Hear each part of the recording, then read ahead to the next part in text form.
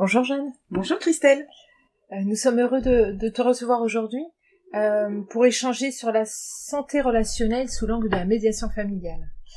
Avant de débuter, je te propose de te présenter. Mais oui. Donc je suis Jeanne Silla, je suis médiatrice familiale diplômée d'État depuis 10 ans.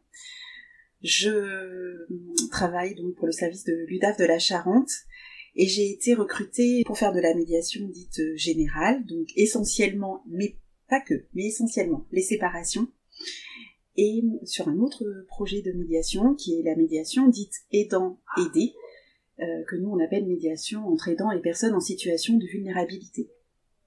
Puisque nous sommes dans le cadre du Forum des aidants, peux-tu nous en dire davantage sur la médiation aidants et personnes en situation de vulnérabilité ?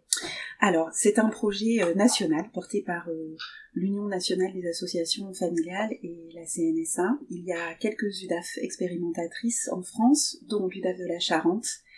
Et là, l'idée, c'était de s'intéresser plus particulièrement à ces personnes dites aidantes, qui sont souvent dans des situations d'épuisement et de les accompagner vers le retour à une situation plus sereine au sein de leur famille et avec la personne aidée.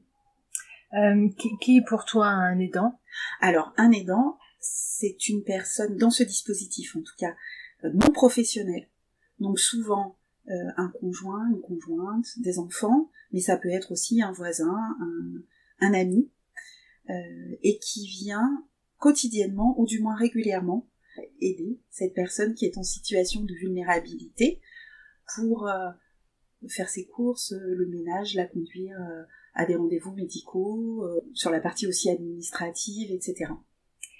Qui peut interpeller le service de médiation familiale ? Alors, il y a maintenant un site dédié sur la médiation aidant-aidé, donc il y a un certain nombre de personnes aidantes qui nous contactent parce que sur internet elles ont vu que en Charente il y avait ce service-là, et parfois, la plupart du temps, plutôt par des professionnels qui suivent les familles et qui proposent à un moment ce temps de médiation quand elles sentent une cristallisation dans la relation, le conflit entre la personne aidante et la personne en situation de vulnérabilité. Pour quelles raisons on peut solliciter cette médiation ? Est-ce que tu peux nous donner des situations concrètes ?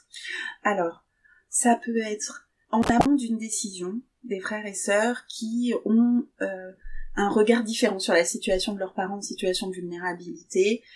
Certains pensent qu'elles auraient besoin d'une protection juridique, d'autres non. C'est un espace et un temps qui leur est offert pour parcourir les différentes solutions, enfin envisager en tout cas différentes solutions, et qui puissent s'orienter ensemble vers la solution qui semble la plus adaptée à leurs parents en situation de vulnérabilité. Mais c'est aussi un espace où du coup la personne en situation de vulnérabilité est conviée pour dire elle ce dont elle a besoin. Est-ce que tu peux nous donner des exemples concrets ? Est-ce que ça peut être pour une entrée en établissement ou pour toute autre Alors, effectivement, ça peut être pour soit le maintien à domicile, la question du maintien à domicile ou de l'entrée en établissement spécialisé. Ça peut être pour comment les différents aidants vont se répartir des actions autour de leurs parents en situation de vulnérabilité pour le soulager au quotidien. Donc ça peut être pour la protection juridique éventuelle, tout ce qui concerne leur relation d'une manière générale. Combien de temps dure une médiation ? Alors, le temps d'une médiation, il est variable en fonction des familles. Une médiation où tous les membres de la famille résident à peu près dans le même cercle géographique va pouvoir peut-être se mettre en place plus rapidement que une situation où la fratrie est éclatée géographiquement, où du coup le temps de rencontrer chaque personne potentiellement concernée par la médiation va forcément s'étendre. Il n'est pas rare que ça mette 6 à 8 mois pour pouvoir réunir l'ensemble de la famille, ou en tout cas les membres de la famille concernés par la médiation. Est-ce que combien de séances sont nécessaires ? Alors, c'est très variable. Il peut y avoir parfois une seule séance. Juste le fait d'avoir permis la remise en relation, ça suffit à débloquer quelque chose au sein de la famille. Et puis parfois, c'est plus long.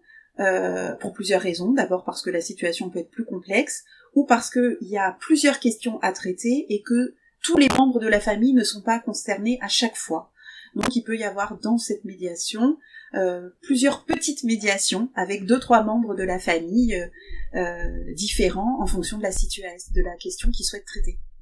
Quel bénéfice apporte cette médiation, d'une part pour les aidants ? Alors, pour les aidants, souvent, ils nous interpellent parce qu'ils sont en situation d'épuisement. Déjà, de pouvoir dire ce qu'ils vivent et comment ils le vivent, c'est déjà pour eux, ça vient apaiser quelque chose. Ensuite, ça permet aussi qu'ils puissent retrouver leur place, juste de conjoint ou de frère ou de sœur, et de pas confondre leurs besoins avec ceux de la personne aidée, mais ça permet aussi que les autres membres de la famille reconnaissent toute l'importance de cet aidant, parce qu'ils sont un aidant dit principal, dans l'équilibre familial. Et cette reconnaissance, elle est aussi importante pour l'aidant. Et quels sont les bénéfices du coup pour les personnes en situation de vulnérabilité ?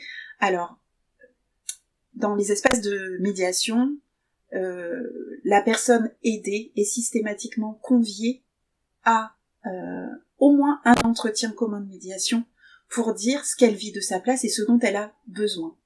Pas qu'on pense que les aidants pensent pour elle ce dont elle aurait besoin, ce qui lui est nécessaire, mais qu'elle puisse venir dire ce dont elle a besoin. Et si elle peut pas se déplacer, c'est nous qui nous déplaçons pour lui donner la parole. Je te remercie Jeanne pour toutes ces précisions. On a appris beaucoup de choses donc sur la médiation aidant-aidé. Merci à toi. Au revoir. Au revoir.